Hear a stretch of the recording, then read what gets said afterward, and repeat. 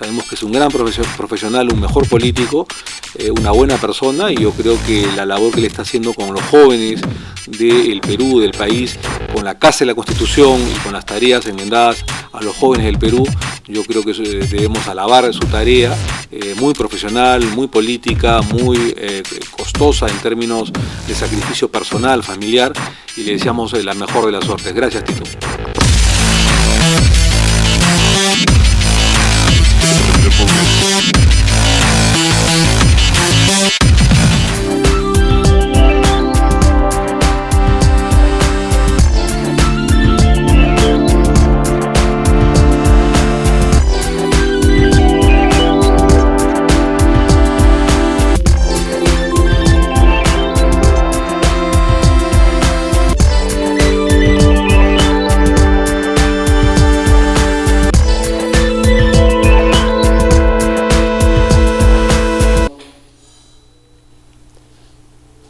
Buenas noches, bienvenidos nuevamente a esta su Casa de la Constitución. Mi nombre es Salvatore Trivi Rosell y en este programa, el sexto programa de Derecho y Sociedad. En esta oportunidad vamos a tener un invitado especial, con el cual vamos a discutir determinados temas, especialmente desde el punto de vista de la ética profesional, específicamente del abogado, y otros temas de relevancia para poder desarrollar todos estos bloques de la conducción. Pero en este caso lo vamos a presentar luego de la publicidad.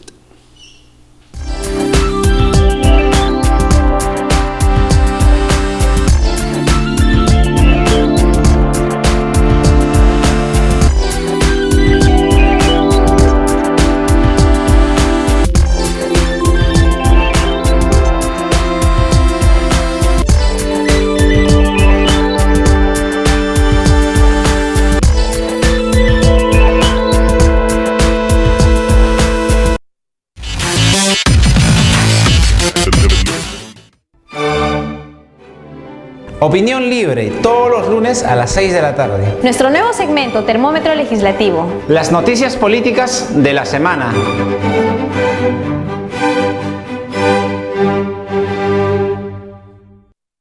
Buenas tardes, soy Ángela Canto Buendía, representante de Pacto por el Perú. Felicitar por los temas de interés nacional que están tocando, especialmente para poder juntar, unir a la juventud en esta influencia grande que es la política. Muchas gracias y un saludo grande de la Casa de la Constitución.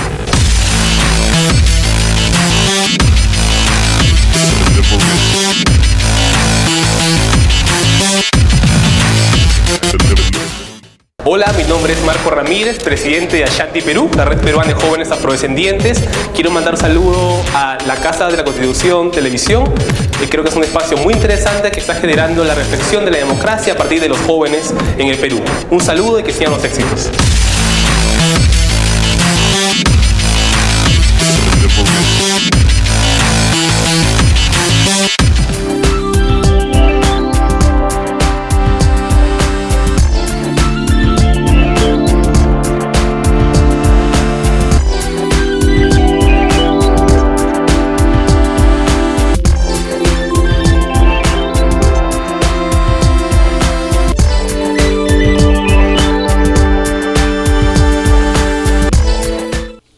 Continuando con el programa, en esta oportunidad tenemos como invitado especial al doctor Willy Ramírez Chavarri, vicerrector académico de la Universidad Peruana de Ciencias e Informática. Buenas noches, doctor Willy Ramírez. Buenas noches, amigo Salvatore, y gracias por la invitación.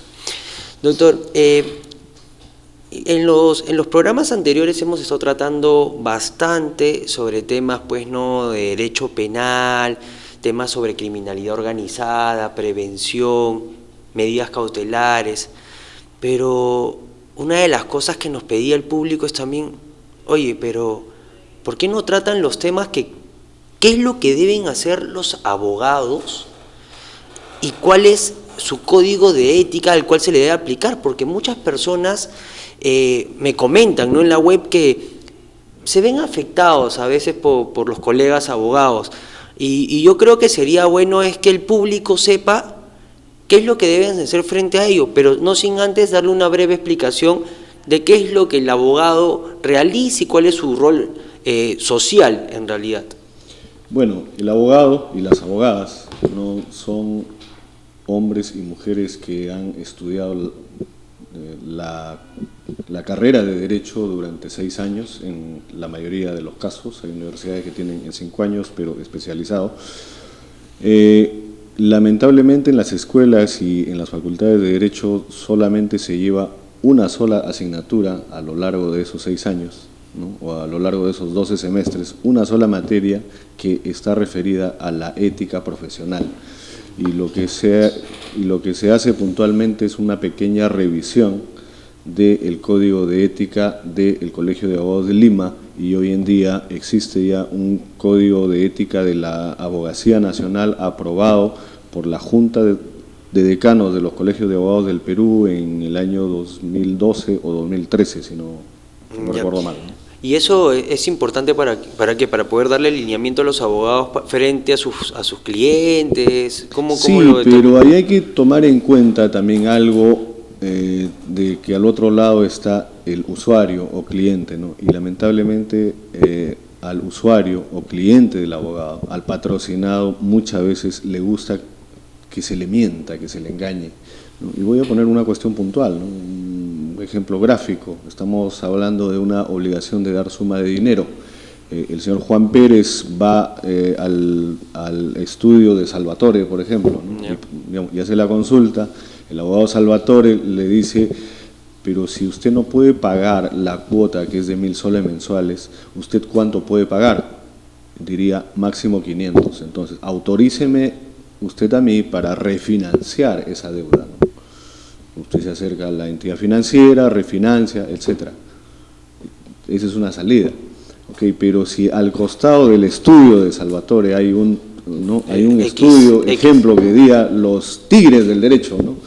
Donde la persona entra con una carta que le envía a una entidad financiera, en donde le dice que tiene una acreencia y que tiene que ponerse al día porque ha incurrido en mora. Entonces, este abogado le miente y le dice de que cómo es posible que envíen esa carta que está llevando de título una notificación prejudicial y que no existe una notificación prejudicial, ¿no? Y que además no es firma manuscrita, sino es una firma escaneada. Entonces, ese documento no tiene ningún valor y no tiene por qué pagar, y que no se preocupe, que no le van a quitar nada, y que además hasta sería posible demandar o denunciar, ¿no?, a esta entidad y exigirle una reparación civil o una indemnización, como sea, por el daño que le está causando. Entonces, este ciudadano pone sobre la balanza a estas dos propuestas y obviamente se va a ir por la que le engañaron, ¿no? Y las consecuencias vienen después, ¿no? Sí, las consecuencias vienen después cuando pierde, y lo vamos a decir en un lenguaje coloquial, ¿no?, soga y cabra, porque pierde, la entidad financiera ejecuta la garantía y finalmente queda hasta endeudado con el abogado, ¿no? Es que nos gusta, lamentablemente nos gusta que nos mienta, ¿no? Y esto lo vemos también en el nivel político. Es, creo que, un mal endémico en nuestra sociedad, ¿no?, que nos gusta que nos mientan. Sí, pero es un tema bien extraño muchas veces, ¿no? Porque el mismo patrocinado está generando entonces ello. Así es. Y esto es por falta de educación, y una educación en valores. Entonces, si ya vemos el tema desde un ámbito mucho más amplio, ¿no?, el problema, si bien es cierto, el abogado actúa mal por una mala preparación, no tiene una formación, vamos a llamar ética o deontológica, y el ciudadano que busca el servicio del agremiado, el abogado, perdón, en este caso, ¿no?, está buscando una salida que no está dentro de la ley o de la norma o del sentido común.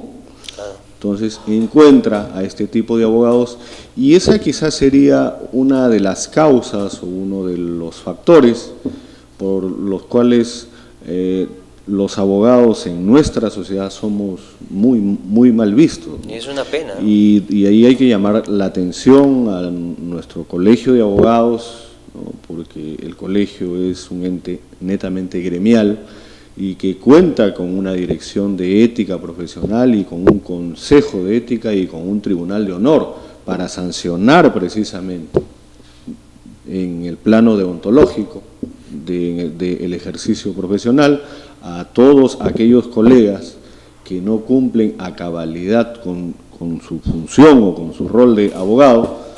Pero hay que hacer la pregunta es ¿a cuántos abogados han separado últimamente en el Colegio de Abogados de Lima? No, eso sería una estadística muy puntual, sí, ¿no? Sí. Y la verdad que son muy pocos. Hay muchísimas denuncias, sí, pero se llega a sancionar a muy pocos. Y la sociedad también reclama precisamente por eso, ¿no? Otorongo no come otorongo, abogado no sanciona a este abogado. Y he estado reunido, por ejemplo, con el abogado litigante, el abogado de a pie, en donde me hacía saber, ¿no?, un malestar, que a ellos se les exige una papeleta de habilidad, estar al día en sus cotizaciones a su colegio profesional. Sin embargo, quien le exige que también es abogado, estamos hablando del juez o del auxiliar jurisdiccional, que también son abogados, ellos no están hábiles o no están al día en su respectivo colegio profesional. Entonces, ¿con qué autoridad, en este caso moral, vamos a exigir algo con lo cual yo no estoy cumpliendo? No, pero ese es un tema muy interesante porque últimamente en las audiencias hay muchos abogados que se presentan sin estar habilitados, pero sin embargo el Tribunal Constitucional estableció que si bien están inhabilitados pueden ejercer la defensa, sí, bajo determinados requisitos, ¿no? Sí, y básicamente es para cautelar la defensa de derechos y libertades fundamentales, básicamente. Bueno, vamos a suponer un habeas corpus, ¿no?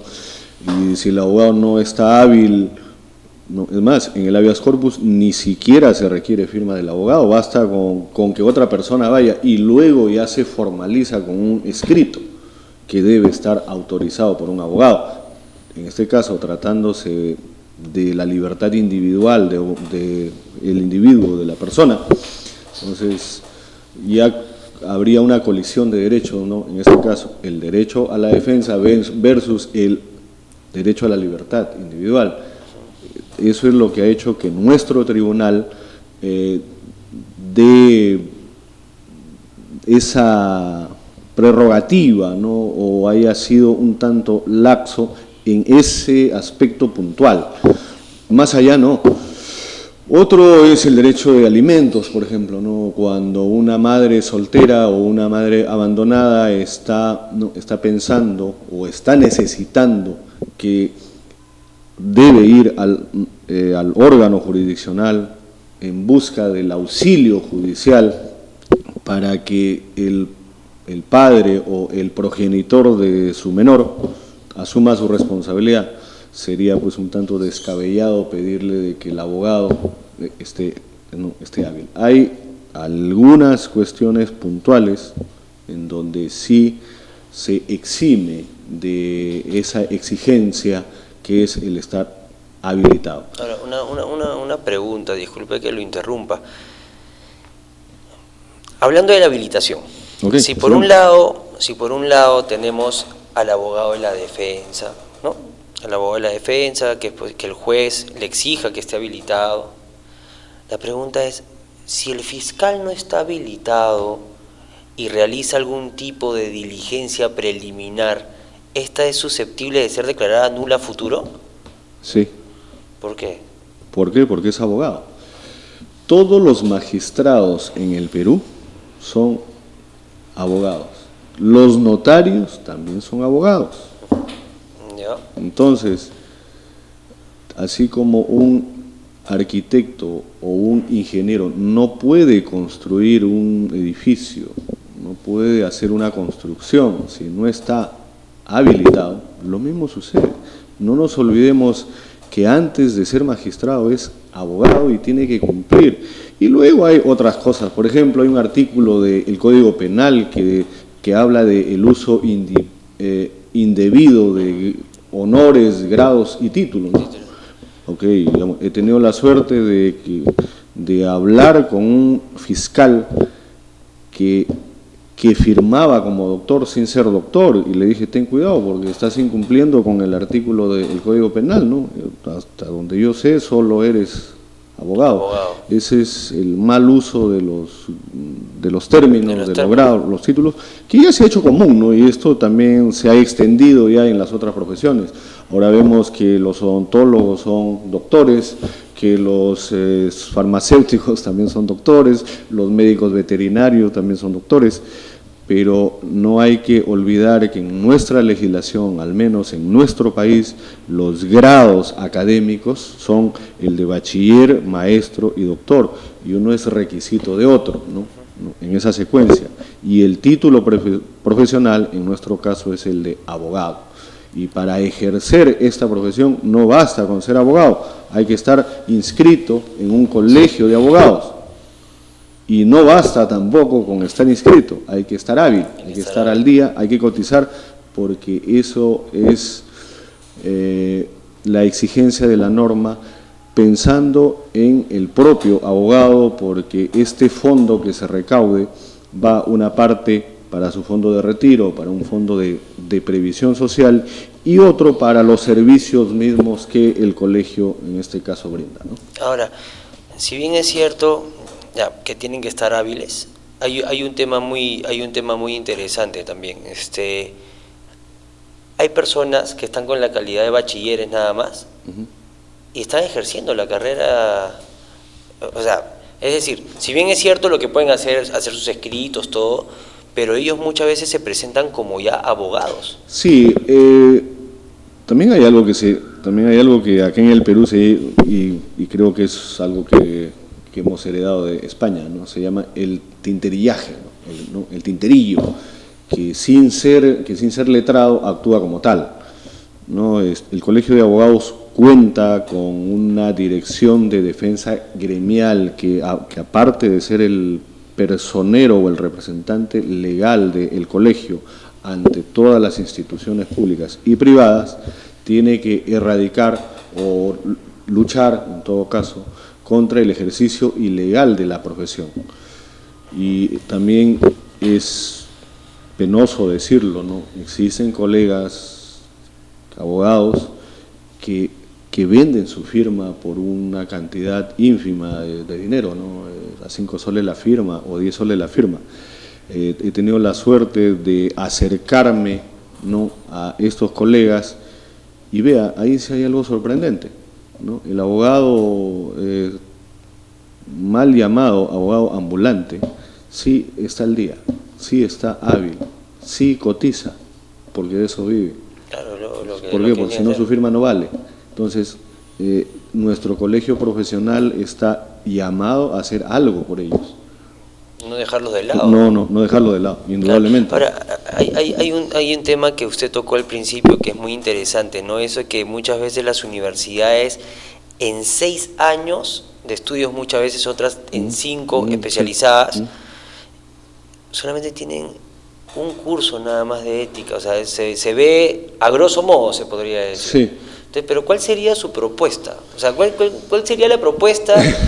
Claro, lo que pasa es que muchas veces puede ser una utopía, ¿no? Porque nosotros realmente como abogados vemos la situación, tenemos aquellos abogados que se están preparando, aquellos abogados que están siempre actualizándose y otros no.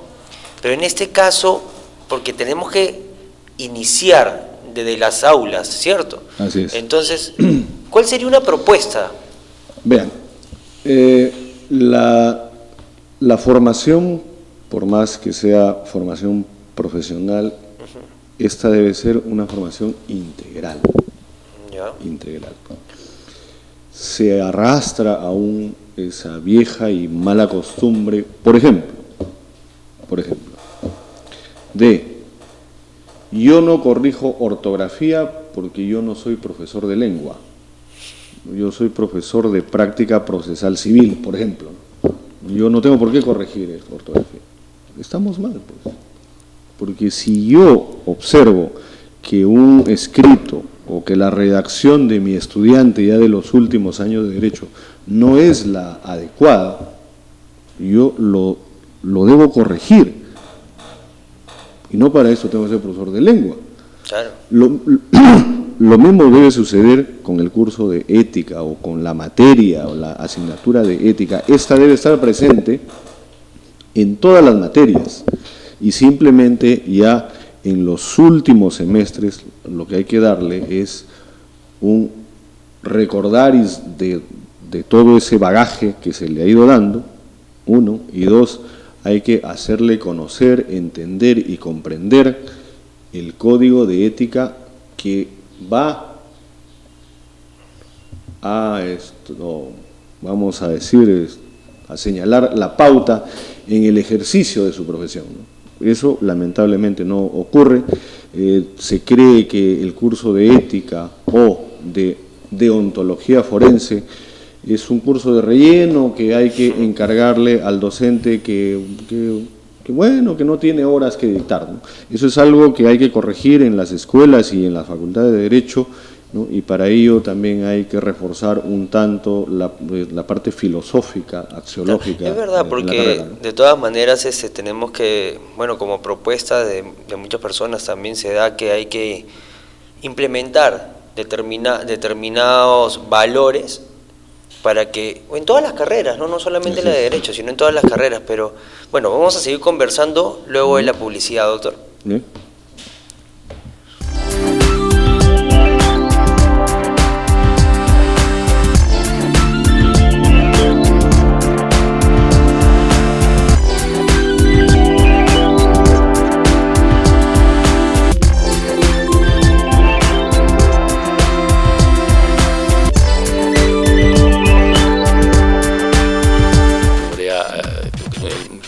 un maestro al que reconocemos no solamente en el ámbito constitucional, jurídico, sino también en el ámbito político, con el cual hemos compartido muchos momentos hace muchos años, y que creo que tiene ese mensaje, esa intención, ese deseo a nivel nacional, y como que lo viene haciendo el último acá, hemos estado en Iquitos, vamos a estar en Arequipa, en Norte, porque la Casa de la Constitución es una oportunidad de tener gente joven que asuma responsabilidades. Es decir, es un poco el nombre con el cual, ese paraguas con el cual se quiere dar a entender que las leyes, los derechos, los deberes, que son transversales y verticales, o sea, que son iguales para todos. Todos los jueves de 8 a 9. La opinión de las y los jóvenes.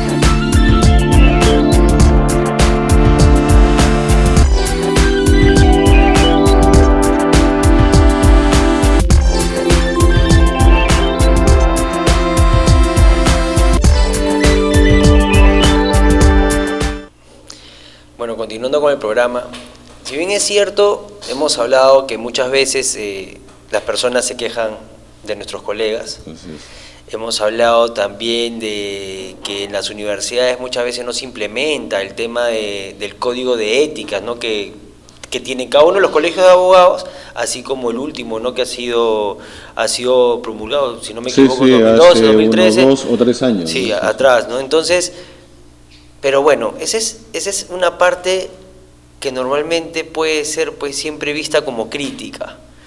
Pero el rol importante del abogado en la sociedad, ¿cuál es en realidad? Bueno, el rol del abogado es el de ser un profesional que ayude o que coadyuve en la solución de los problemas.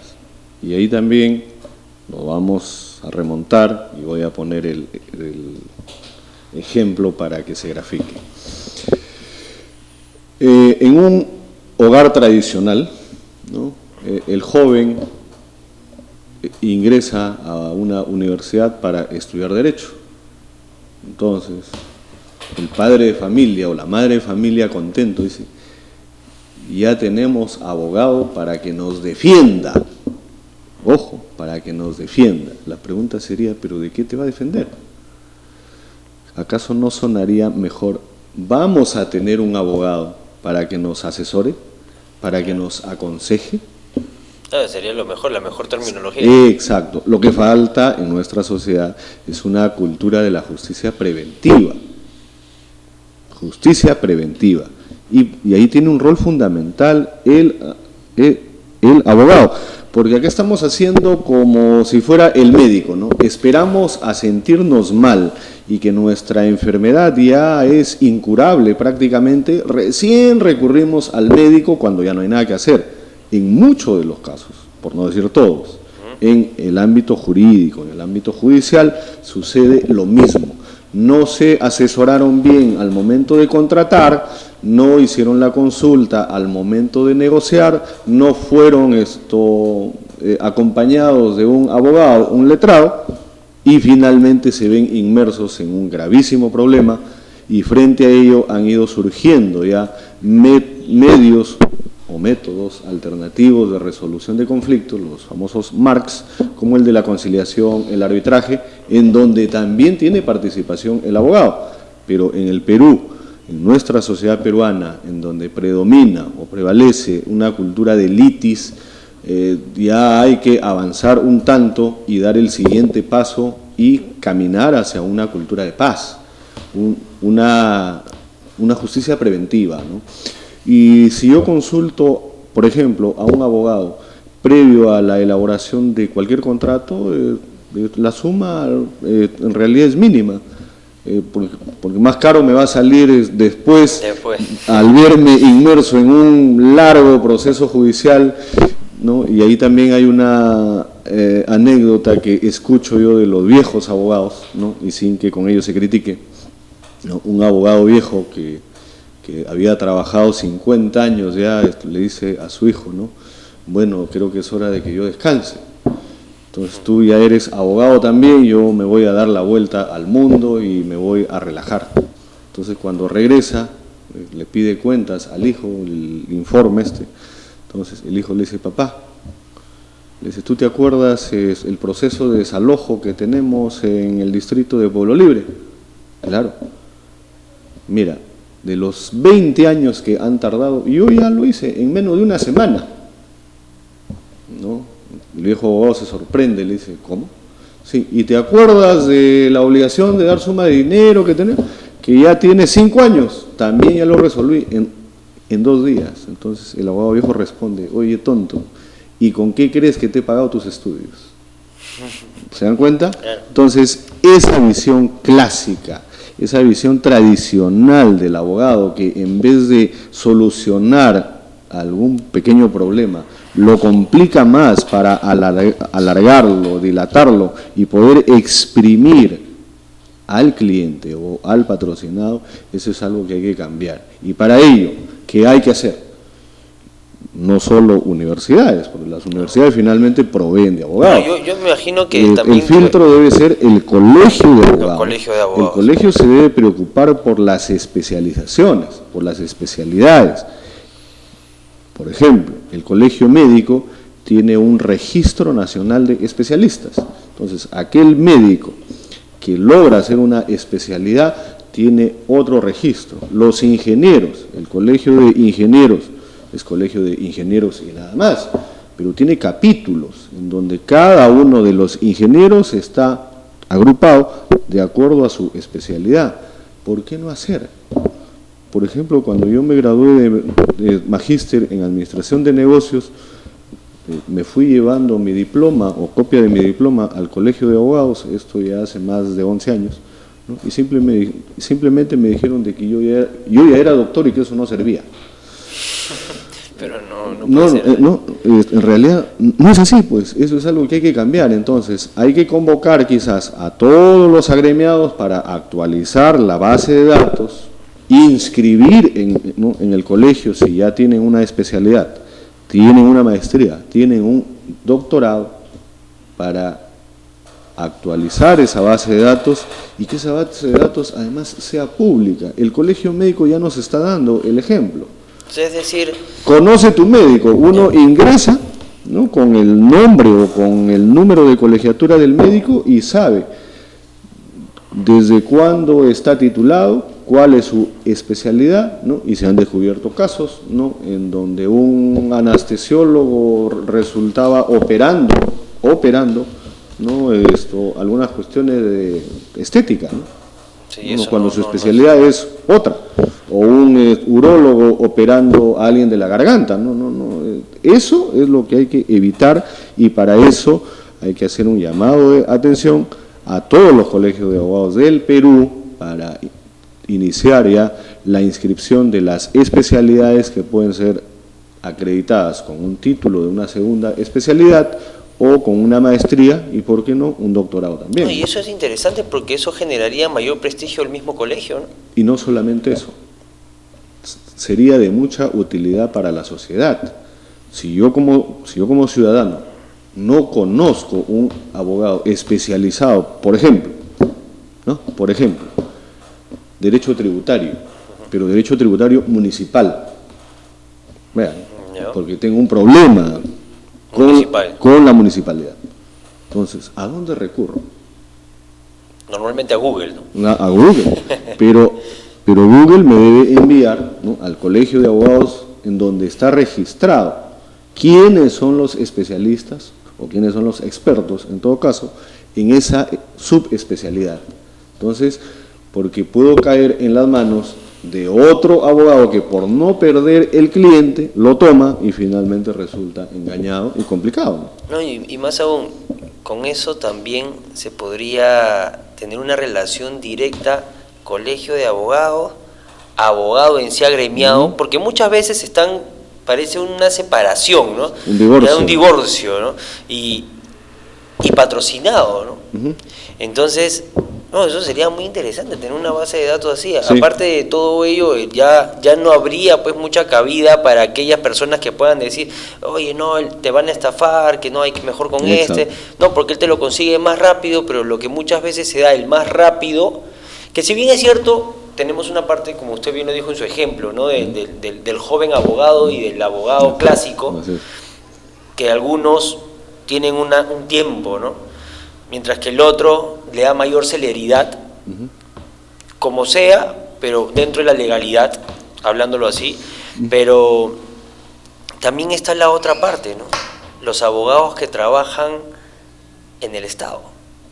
O sea, pero tienes diferentes tipos, porque tienes algunos que administran justicia, otros que ven el tema del principio de legalidad, por otro lado tienes la defensa del Estado en sí como agraviado. Entonces, el punto que quiero tocar ahora es respecto a las incompatibilidades que pueda tener los abogados del Estado para poder asesorar a terceras personas. ¿Cómo se da eso? Bueno, es que no se puede ser juez y parte, ¿no? Lo que sí se le permite, ¿no?, y de hecho la ley orgánica así lo establece, es el ejercicio de la docencia hasta un determinado número de horas. ¿Por qué? Porque si este abogado, porque no deja de serlo, actúa en nombre de la nación o representa al Estado, no podría estar patrocinando a alguien en contra del Estado. A alguien en contra del Estado. Pero yo no le vería problema si es entre privados, por ejemplo, ¿no? Eso es una cuestión que hay que sentarse a debatir con los protagonistas y con los expertos, con los entendidos y con las autoridades para que esto se entienda. Porque muchas veces se dice, durum lex et lex, la ley es dura, pero es la ley. Pero sí, pues, pero ninguna ley en el mundo es una camisa de fuerza o es algo rígido. Las leyes a lo largo del tiempo y el devenir de nuestra sociedad van cambiando, van modernizándose. Hoy en día se habla hasta de la unión civil entre dos personas del mismo sexo, algo que hasta hace 50 años no se hablaba, ¿no? Recientemente hemos estado celebrando, por ejemplo, el voto de la mujer.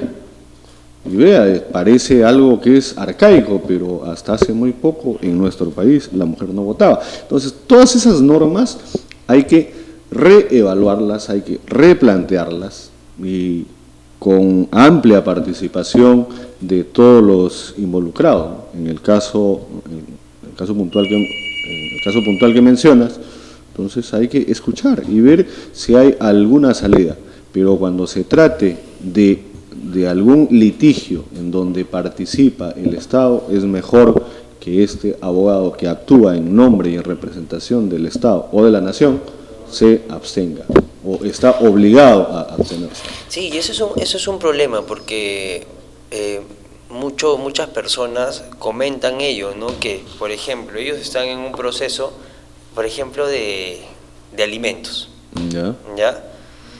Llegan al juzgado, está, por ejemplo, en este caso, la señorita juez, la señorita secretaria, tenemos a la madre que ha pedido, pues, ¿no?, esta pretensión que es la de alimentos. Ya el sujeto llega al lugar, ¿no?, para poder defenderse y poder realizar todas las acciones pertinentes, ¿ok? Pero como hay ya un tema de problema ya no netamente legal, sino motivacional, bueno, tengo un tema de motivación allí, la madre, esta señora, se colude muchas veces con las secretarias de juzgado. No, pero no le absuelvas esto, ¿no? Y por otro lado, entonces muchas veces ahí viene donde, justo el tema, ¿no? Las asesorías internas, y que lamentablemente si estás trabajando para el Estado, luego estás asesorando también a una de las partes demandantes. Y están generándole problemas también o sea, los derechos se comienzan a vulnerar. Sí, eso suele pasar también, por ejemplo, con los defensores de oficio. Sí, yo he escuchado que ahora están cobrando. Con los defensores de oficio. En el Colegio de Abogados de Lima también existe una figura que se llama la Defensoría Social, que es para gente de escasos recursos. Pero en algunos casos, y llegaba también la denuncia, de que recibían una asesoría muy superficial, y si querían que, por ejemplo, se les acompañe en una determinada diligencia, el abogado ya les empezaba a cobrar. Bueno, eso es algo que hay que cambiar. Doctor, de ese tema de la Defensoría Social sería muy interesante hablarlo, pero lo vamos a hablar luego del corte. ¿Okay?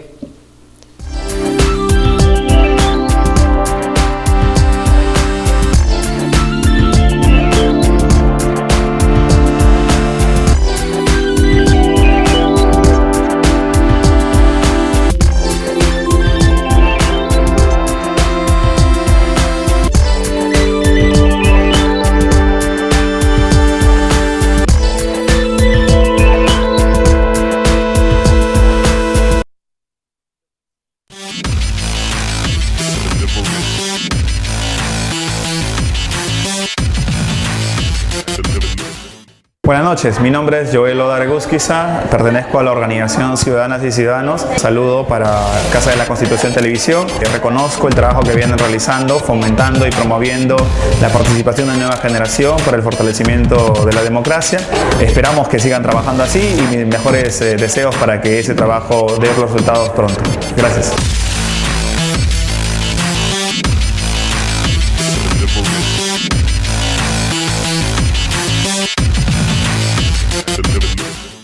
Hola, ¿qué tal? Mi nombre es César Loredo, soy del partido político Todos por el Perú y quiero agradecer a la Casa de la Constitución y saludarlos por la apertura que nos están dando a los jóvenes que estamos involucrados en política. Gracias, Casa de la Constitución.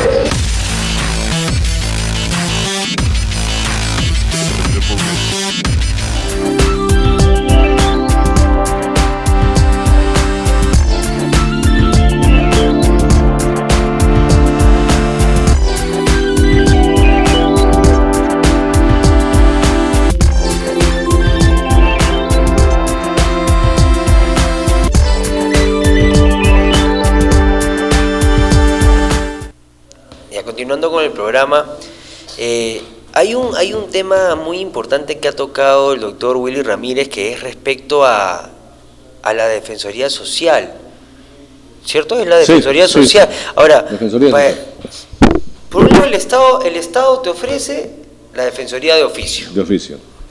Y por un lado, me imagino que los colegios de abogados te brindan esa oportunidad de la Defensoría Social. Al menos el Colegio de Abogados de Lima todavía cuenta con una defensoría. ¿Y cuál es la función? Social. ¿Cuál es la función? Es hacer una suerte de defensor de oficio, vamos a decirlo así, para aquellas personas de escasos o de bajos recursos. Y hasta el año 2012 la UIVA, que es un ente que agrupa, ¿no?, a varios colectivos de abogados a nivel iberoamericano, le daba un estipendio a cada defensor social. Luego se vino la crisis europea, ¿no?, y se suspendió ese apoyo, pero el colegio de abogados, cualquiera que sea, está en la obligación de dar este tipo de defensoría social, sea por medio de los consultorios jurídicos gratuitos, sea en convenio con una municipalidad, sea en convenio con una universidad, especialmente con sus facultades de Derecho, y acercar más nuestra profesión a la sociedad, sobre todo a la gente que más lo necesita, ¿no? No, claro, porque eso es importante, ¿no? Porque ya, bueno, si bien es cierto, también el Estado tiene a los defensores de oficio, bueno, aquellos que, bueno, en realidad su función es defender a aquellas personas de escasos recursos, ¿no? Pero muchas veces se dan quejas, ¿no? Se dan quejas, no te puedo decir que tengo pruebas, pero sí personas que muchas veces te comentan, ¿no? Como coloquio te dicen, oye, mira, ¿sabes qué? Me han cobrado pues un monto... Sí, pero es en todas las profesiones, ¿sabes? Porque tú te vas a un hospital, el médico te ve superficialmente y luego te da la dirección de su consultorio en donde te atiende mejor. Claro, pero eso es lo extraño, ¿no? Porque muchas veces no debería ser que si te atiendo en otro lado mejor o yo hago un mejor trabajo, si es que tú me das una bonificación.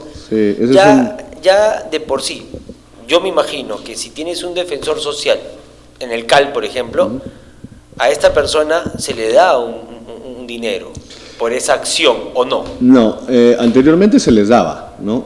Como te digo, había un estipendio que era de un fondo que venía de la UIVA, de la Unión Iberoamericana de las Barras de Abogados, ¿no?, o la Unión Iberoamericana de Abogados, ¿no? En fin.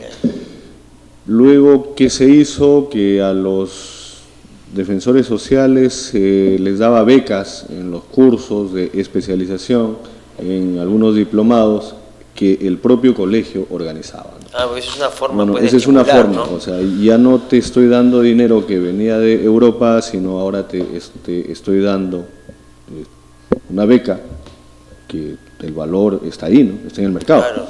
¿No? Te estoy dando una beca para que puedas cursar un curso de especialización, un diplomado, etcétera. Ahora, pero yo me imagino, si bien es cierto el colegio de abogados, ¿cuántos agremiados tendrá? ¿Tendrá que 60.000 más? En el número histórico, que es el número correlativo, ya están por encima de los 68.000 abogados. Ya 10. Bueno, ¿cuántos fallecidos? Ahora, activos, 35.000. A 17 soles por mes cada uno. Sí, pero de esos 17 soles, 8 van a un fondo de previsión social que es dinero bajo el colchón. Ya. Ojo, aclaro eso. Y los otros 9 soles es para el mantenimiento y los servicios del propio colegio. Entonces, con esos 9 soles hay que saber administrar, o hay que administrarlos adecuadamente para dar más y mejores servicios al agremiado. Bueno, nuestro Colegio de Abogados de Lima ha crecido tanto, pero el aparato que lo soporta sigue siendo el mismo, ¿no? Claro, entonces, o sea, hay que innovar ya, ¿no? Hay que innovar y hay que acercar el colegio al agremiado, porque han ido surgiendo otros colegios, el colegio de Lima Norte, de Lima Sur, se quiere crear el de Lima Este, se quiere crear el colegio de Ventanilla, etcétera. Está como indicando como para cada corte. Sí, no, es que la ley orgánica así lo establece, ¿no? Que en cada corte puede o debe haber un colegio de abogados, pero si vamos a desmembrar también esto, ¿no? Por ejemplo, yo no estoy de acuerdo, ¿no?, y lo digo acá, con que se haya creado una corte superior en el distrito de Ventanilla, cuando lo que se ha debido hacer es instalar unas cuantas salas descentralizadas para atender. Porque si eso pertenece al distrito, pertenecía al Callao, ahora no es ni Lima ni Callao. No sé qué criatura es ahora, ¿no? Y han desvestido algunos santos o un santo para vestir otro. Pero igualito pasó también en Piura, que Sullana también es la corte de Sullana es una corte pequeña, pequeñísima, sí, es pequeñísima, y que no tiene razón de ser como corte. Entonces, si estamos pensando así, también hay que crear la corte de Jaén y otras cortes, ¿no? Sí, es totalmente desproporcional. No. Ahora, bueno, ya tenemos el tema de la ética del abogado. O sea, nosotros sabemos muy bien que todas las profesiones siempre hay críticas para todas las profesiones, ¿no? Pero al abogado siempre se le critica bastante, ¿no? Bueno, por un lado tenemos el tema de que deben seguir la ética, las universidades deben aplicar determinados. En nuestro país hay más de 100.000 abogados. Yo me atrevería a decir que ya están por encima de los 120.000. Más. Y otro tanto están estudiando para ser abogados. Ojo, surge la pregunta: ¿sobran abogados o faltan abogados? ¿Cuántos millones de peruanos somos? Sobran abogados en algunos casos, pero faltan aquellos abogados que realmente nuestra sociedad necesita, con una cultura de paz, gestor de su propio negocio. Hay que olvidarnos ya de el Estado empleador. Termino mi carrera, voy a tocar la puerta del Estado para que me dé trabajo. Oiga, ¿y por qué no genero yo mi propio empleo? Entonces, en la formación profesional de ese futuro abogado hay que dotarle de todas las herramientas necesarias que le permita, ya en el ejercicio de su profesión, ser un gestor de su propio negocio, ser un abogado consultor, asesor, etc. Pero ¿qué hacer hoy? Está el tema de la especialización, de las maestrías y de los doctorados. Hay una llamada de atención a las universidades. Si las normas están cambiando, los programas también tienen que ir adecuándose. Por ejemplo, hoy que se habla de la litigación oral, que ya está vigente en casi todo el Perú, con el nuevo Código Procesal Penal y con la Ley Procesal del Trabajo, por otro lado, donde el eje central es la oralidad, todo queda registrado en video, en audio, etc. Entonces, ¿estamos los abogados en la capacidad o en las condiciones para seguir ejerciendo nuestra profesión en ese ámbito un tanto novedoso? ¿No? Y también hay que mirar, ¿no? Y hay que hacer un análisis prospectivo de hacia dónde va el derecho. Por ejemplo, se habla de la nueva economía, que ya es una economía digital. Entonces, también si hay una nueva economía en una nueva sociedad, debe haber un nuevo derecho. Hay que repensar, hay que replantear nuestro derecho y qué es lo que se quiere, y acá sí tiene un rol preponderante la universidad. Entonces, la universidad debe ofrecer una currícula acorde con el avance de la ciencia y de la tecnología, y ofrecer, para los que ya son profesionales, programas de especialidad, programas de diplomados, programas de maestría y, por qué no, de doctorados, acordes con lo que la sociedad hoy en día exige, ¿no?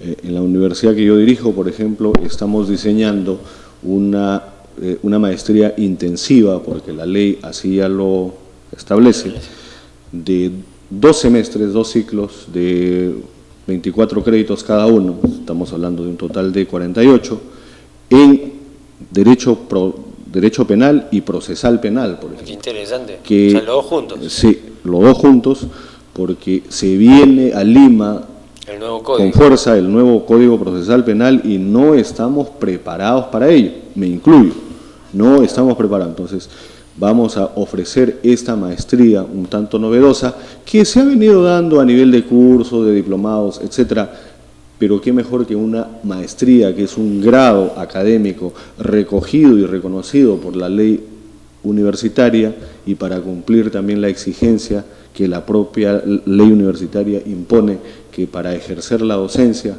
en el pregrado el requisito mínimo es el de tener el grado de maestro.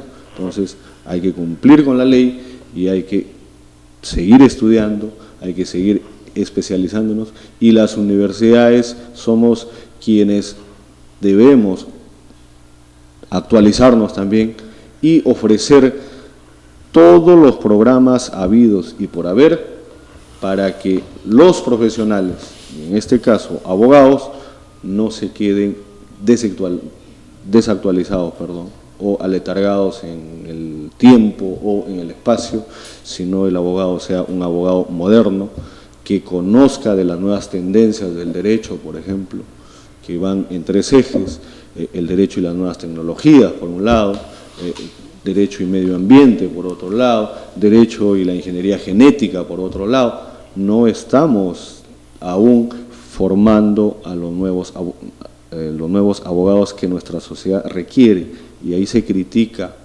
y es una mala crítica, a las jóvenes facultades de Derecho de las jóvenes universidades. Sí, lamentablemente sí, es muy fácil criticar.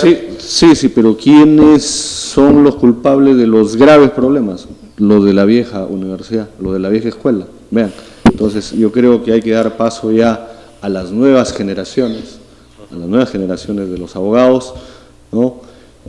Pero sin dejar de nutrirse, ¿no?, de esa savia elaborada, ¿no?, de la vieja escuela, y hay que hacer ya un análisis prospectivo, como te dije, de cuál es el futuro o qué es lo que se quiere para nuestra noble profesión. Nuestro Colegio de Abogados de Lima tiene más de 200 años. Fue fundado en 1804 por Real Cédula de Carlos IV.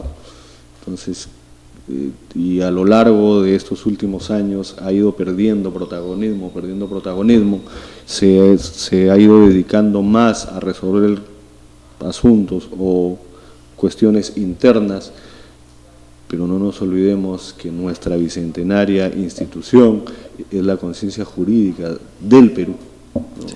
Y la ley del abogado, que es una ley antigua también, establece que cualquier colegio de abogados que se cree posteriormente debe seguir el ejemplo y ser el símil del Colegio de Abogados de Lima. Vean tamaña responsabilidad que tiene el Colegio de Abogados de Lima, con más de 68.000 agremiados, con algo de 35.000 abogados activos, y de los cuales supongo que al momento de votar este 28 de noviembre asistirán aproximadamente 30.000 abogados a sufragar.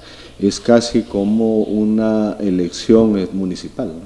Sí, pues eso es verdad. Pero bueno, doctor, para mí ha sido un honor poder entrevistarlo. Gracias. El día de hoy. Ya le hemos dado luces a todas las personas respecto, ¿no?, a las acciones que deben realizar los abogados, cuál es el rol que tienen dentro de la sociedad, y que en realidad las universidades deben actualizarse, ¿no? Las universidades deben adecuar aquellos cursos que tienen para poder desarrollar e innovar a todos los nuevos abogados que están saliendo, y no obstante a ello, aquellas personas que se encuentran, por ejemplo, los operadores jurídicos, para que puedan realizar una determinada y excelente administración de justicia. Bueno, por lo pronto, el doctor Willy Ramírez Chávarri, vicerrector académico de la Universidad Peruana de Ciencias e Informática, nos ha brindado opiniones muy interesantes, muy importantes, y más aún nos habla del Colegio de Abogados de Lima también, que es muy importante y es el ejemplo a seguir de todos los demás colegios de abogados del Perú. Muchas gracias, doctor. Muchísimas gracias, Salvatore. Muchísimas gracias a los más de 100.000 abogados a lo largo de nuestro Perú. Bueno, continuaremos luego en la publicidad.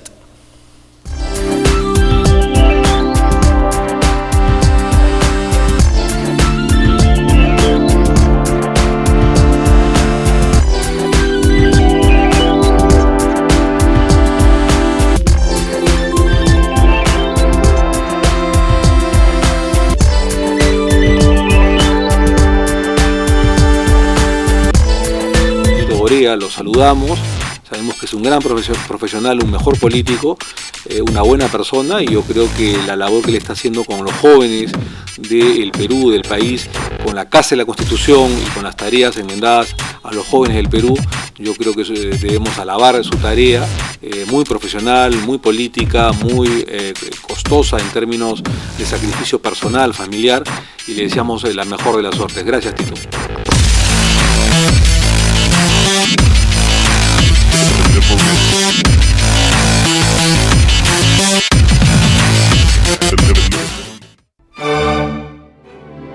Opinión libre, todos los lunes a las 6 de la tarde. Nuestro nuevo segmento, Termómetro Legislativo. Las noticias políticas de la semana.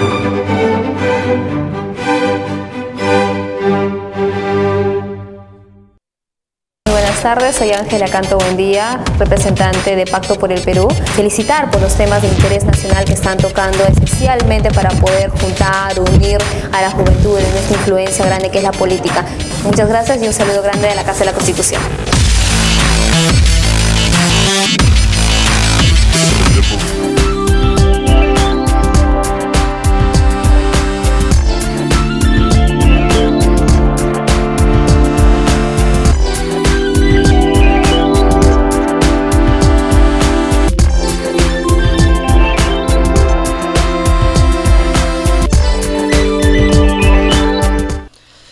Bueno, espero que les haya gustado el programa. Ha sido muy interesante tener un invitado muy especial para poder desarrollar algunos temas y críticas que muchas veces se le hacen a los abogados, y cuál es el rol social que tienen.